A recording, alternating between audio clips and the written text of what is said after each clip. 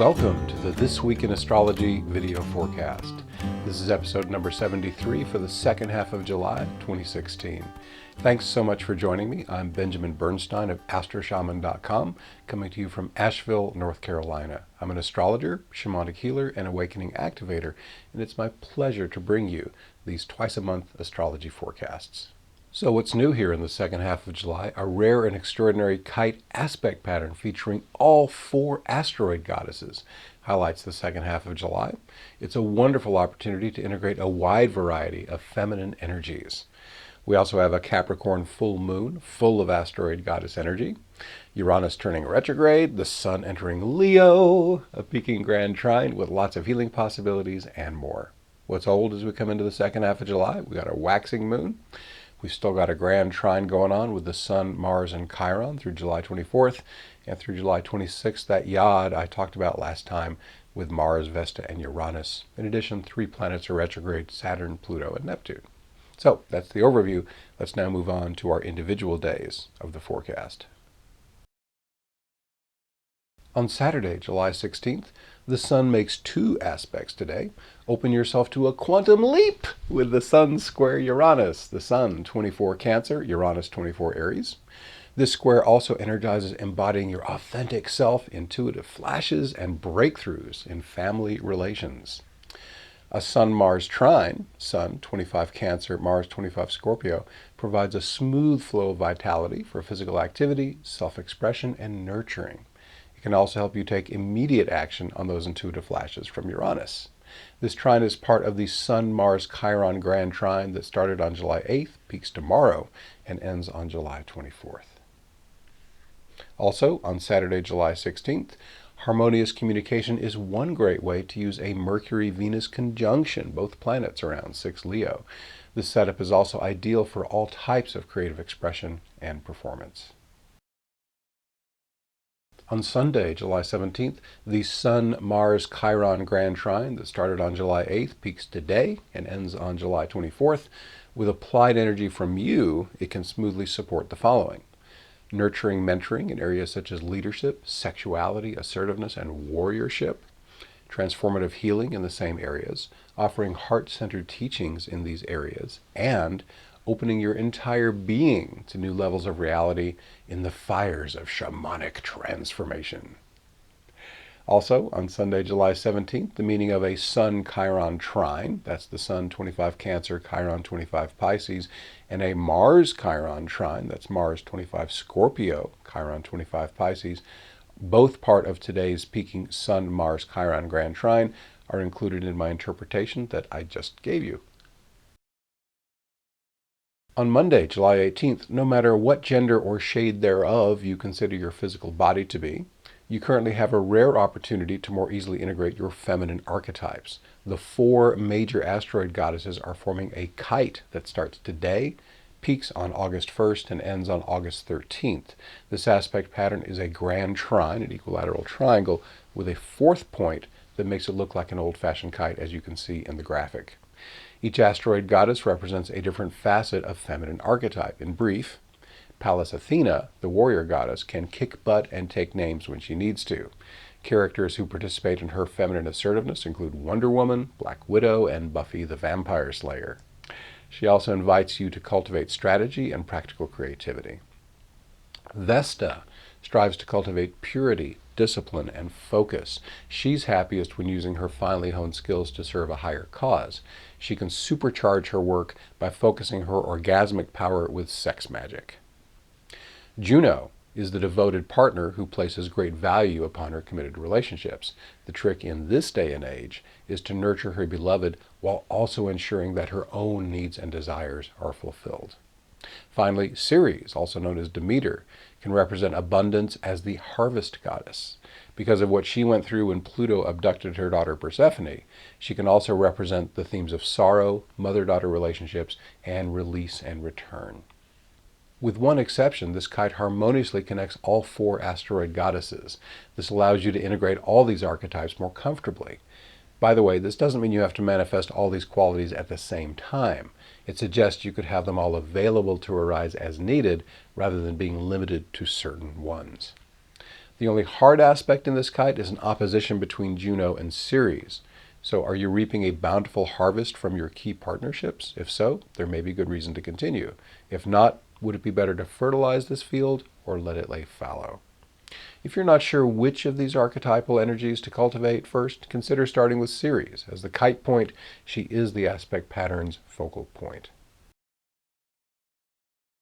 On Tuesday, July 19th, July's full moon shines forth at 6:56 p.m. and 31 seconds, Eastern Daylight Time, in Capricorn at 27 degrees 40 minutes. Any Capricorn full moon is great for taking stock of how you're doing in the following areas: maturity, discipline, time management, being the wise elder, planning your work, and working your plan. Also check in to see if you're embodying Capricorn's shadow side. Are you being cold and impersonal? Are you acting as if the ends justify the means? Are you seeing others mainly as pawns to be manipulated for your own ends? Full moons are an ideal time to see what's already in motion, then modify or release as appropriate. This full moon features a complex web of aspects. Fortunately, they're all pretty much contained in 2 aspect patterns. We can deal with 3 of the 6 planets aspecting the sun and moon as a group. The asteroid goddesses Juno and Ceres square the luminaries, while Vesta forms an extremely tight quincunx. As I detailed in yesterday's forecast, all 4 asteroid goddesses are currently tightening their kite. Synchronistically, the only 2 asteroid goddesses in this kite making a hard aspect to each other are also making the most challenging aspects to the luminaries. Ceres opposes Juno, and they both square the sun and moon. Again, you can see that in the graphic. In yesterday's kite interpretation, the Ceres-Juno opposition inspired me to ask, are you reaping a bountiful harvest from your key partnerships? If so, there may be good reason to continue. If not, would it be better to fertilize this field or let it lay fallow? The Grand Cross, formed by the Sun, Moon, Ceres, and Juno, and Uranus, that's a big old geometrical square. You can see the red square in the graphic again. This Grand Cross asks, are your committed partnerships productive and moving you toward your most important goals? That's what the Capricorn Moon wants to know. Is the energy of healing and nurturing, that's the Cancer Sun, strong enough? And do your committed partnerships support you in being your authentic self, following your intuitive flashes, and serving the collective with your greatest gifts? That's the Uranus question. The nearly exact quincunx between Vesta and the Moon asks what adjustments you can make to harmonize with her distinctive energies. As a reminder, Vesta strives to cultivate purity, discipline, and focus. She's happiest when using her finely honed skills to serve a higher cause, and she can focus her orgasmic power with sex magic to supercharge her work. I realize not all of you are into sex magic, so you can let that part slide if that's not resonating for you. Pallas Athena, the 4th asteroid goddess in their kite, does not form an aspect to the moon, but even though she's not technically part of this full moon interpretation, her energy is still very much in the air. We have a second kite to consider as well in the context of this full moon. The moon adds a kite point to the existing Sun-Mars-Chiron Grand Trine that peaked 2 days ago on July 17th. Life themes stimulated by this include nurturing, mentoring, healing, leadership, sexuality, assertiveness, and warriorship. This full moon Sabian symbol is a large aviary. As Linda Hill points out in her wonderful Sabian symbol book, 360 Degrees of Wisdom, this environment would likely be populated by lots of noisy birds. The cacophony of songs, shrieks, and squawks could be considered a metaphor for the hyper-distracted environment many of us live in, full of texts, emails, Pokemons, and other mentally scattering intrusions. An aviary is also an artificially enclosed environment. How much helpful awareness and experience are you filtering out with your habitual distractions? And this includes other dimensions of consciousness as something you might be filtering out. In the spirit of the Capricorn full moon, would it serve you to minimize or eliminate some of these distractions so you can focus on what's really important?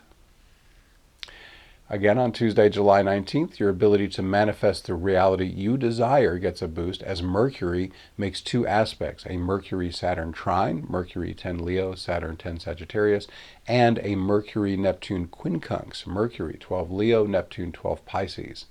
In a law of attraction context, Neptune amplifies visualization and Saturn empowers crystallization.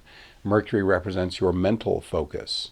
These aspects also combine to support embodied awakening, dissolving what no longer serves you, and delivering your creative gifts to your audience. On Wednesday, July 20th, a more solid foundation for your relationships, creativity, and finances is available with Venus trine Saturn. Venus 10 Leo, Saturn 10 Sagittarius. This aspect also supports getting productive and practical with your creative endeavors. On Thursday, July 21st, an appropriate adjustment could help you receive more creative inspiration, connect more consciously with your higher self, and perceive the divine in other beings, all thanks to a Venus-Neptune quincunx, Venus 12 Leo, Neptune 12 Pisces. With Venus and Leo, it's a great time to express your creativity into the world. On Friday, July 22nd, the Sun enters Leo today, radiating astrology's most multifaceted archetype for the next month. Leo rules the sovereign and the entertainer, as well as speculation, risk, playfulness, children, and just taking it easy. Also on Friday, July 22nd, let your mind plumb the depths of your psyche with Mercury quincunx Pluto. Mercury 16 Leo, Pluto 16 Capricorn. With Mercury in Leo, this is also a great time for uninhibited expression. Pluto wants to reveal the truth even if it's shocking or taboo. We have no major astrology events on Saturday, July 23rd. On Sunday, July 24th, consider what transformations would be most helpful for your finances, creativity, or relationships with Venus quincunx Pluto. Venus 16 Leo, Pluto 16 Capricorn.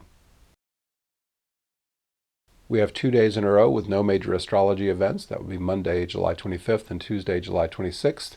On Wednesday, July 27th, Mercury makes 2 aspects to slower planets today. A Mercury-Uranus trine, Mercury 24.5 Leo, Uranus 24.5 Aries, and a Mercury-Chiron quincunx, Mercury 25 Leo, Chiron 25 Pisces. In combination, these aspects open the door to eureka moments, especially in the context of healing or mentoring. You could be receiving the breakthrough or catalyzing it for someone else. Nothing to report on Thursday, July 28th. On Friday, July 29th, Uranus turns retrograde at 24 degrees 30 minutes Aries. The weirdo planet will turn direct again on December 29th. Uranus behaves pretty much the same, whether it's moving backward or forward, but since a planet is most powerful when it changes directions, Uranus is broadcasting a lot of power into a tight degree range. If your natal chart has any sensitive points between 21 and 28 degrees in the cardinal signs, Aries, Cancer, Libra, or Capricorn, you'll feel this Uranus energy with special intensity. The closer your natal points are to 24.5 degrees, the more powerful the effect will be. If a life area represented by that natal point is not in harmony with your soul purpose, you'll experience Uranus's more challenging effects. These can include agitation, irritability, nervousness, anxiety, and chaos. If the life area is in harmony, you'll be doing some or all of the following: expressing your authentic self, receiving and following your intuitive flashes, and/or serving the collective with your gifts in that area. If you're experiencing any of Uranus's low side effects and aren't sure how to work with them, I will be happy to help you out with a satisfaction guaranteed Astrology Plus consultation. More on that on my site, astroshaman.com. Also, on Friday, July 29th, the Kite featuring all 4 asteroid goddesses is augmented by a 5th member today, Mercury. The double-pointed kite, made possible by the Winged Messenger, begins today on July 29th, peaks on August 1st, and ends on August 5th. The meaning of the original kite, which I've already discussed here on this video, remains the same, but the addition of Mercury can energize you to learn more about how you're embodying the energy of these asteroid goddesses. It could also inspire you to share information about them or the effects you're experiencing from them. Also, on Friday, July 29th, exercise caution with Mercury square Mars. Mercury, 29 Leo, Mars, 29 Scorpio. It could be easier than usual to yammer on endlessly or choose someone out. But this square can also energize creative writing, public speaking, singing, or any type of creative expression. On Saturday, July 30th, Mercury transits Virgo today through October 7th, much longer than it usually spends in one sign. That's because the Winged Messenger will turn retrograde in the last degree of Virgo on August 30th and spend his entire retrograde in the 6th sign. That gives you lots of time to focus your mind on service, healing, and taking things to the next level of perfection.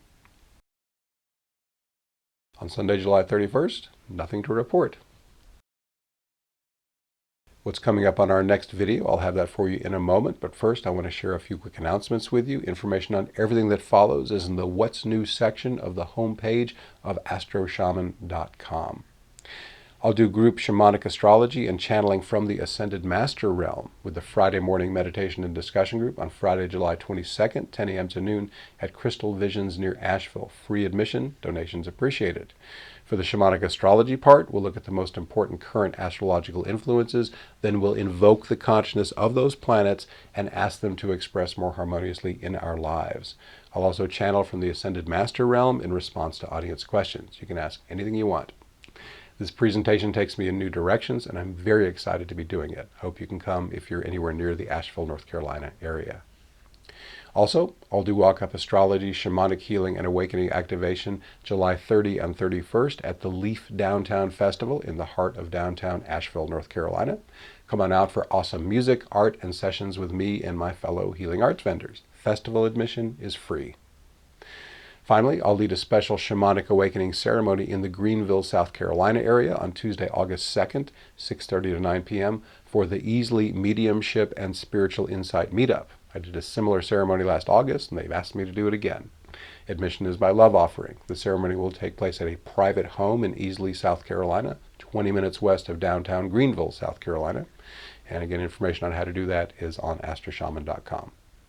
I want to mention also my EASE, Embodied Awakening Support Experience, offers you weekly events via phone or web to help you enjoy more harmony, grace, and flow in your life, eliminate suffering, increase your intuition and synchronicity, stop mental chatter and challenging emotions, live each day in a peaceful, awakened state, enjoy support from kindred spirits on your journey, and much more. You can pay however much or little as you wish for the program. And the online recording library, now up around 45 MP3s, lets you experience the life-transforming power of these processes anytime you want. I also do a shamanic awakening ceremony here at my home in Asheville, North Carolina, every third Tuesday. As I record this, though, the July meeting is full with a waiting list, but you could always pop on there or try another time. So here's what's happening on our next forecast for the first half of August. Those kites with all 4 asteroid goddesses are going to peak. We've got some new things happening. 3 T-squares will fire up in the first half of August with Venus, Mars, Pallas Athena, Mercury, Saturn, Neptune, and Venus, Saturn, Neptune. We're going to have a Grand Trine firing up with Juno, Vesta, and Neptune. That's an important one. It's going to last for over a month. Jupiter makes challenging aspects to 2 slower planets, Chiron and Uranus. A lot to tell you about that. We're going to have a new moon in Leo. Saturn turns direct. Uranus and Chiron, 30 degrees apart, make another exact connection, which has a lot of power. So I'll be here to tell you, as always, the best use of these astrological energies. Thank you so much for watching. Please subscribe to my Benjamin Bernstein YouTube channel to be notified when I post new videos. And if you like this video, please share it. This free video forecast is a partner project with iTunes #1 astrology audio podcast, This Week in Astrology. It's also free. You can get my semi-monthly astrology forecast in writing by subscribing to my free email newsletter at astroshaman.com. Once you're there, you can also link to my Facebook page where I post daily forecasts. My personal services include astrology, shamanic healing, and awakening activation. All are equally effective in person or long distance. My guarantee makes my services risk-free. If you don't feel that your experience was helpful, there's no charge. I also offer other great products and services, many of which are free. To learn more, visit astroshaman.com. Thanks again for watching. I wish you infinite blessings as the stars light your way.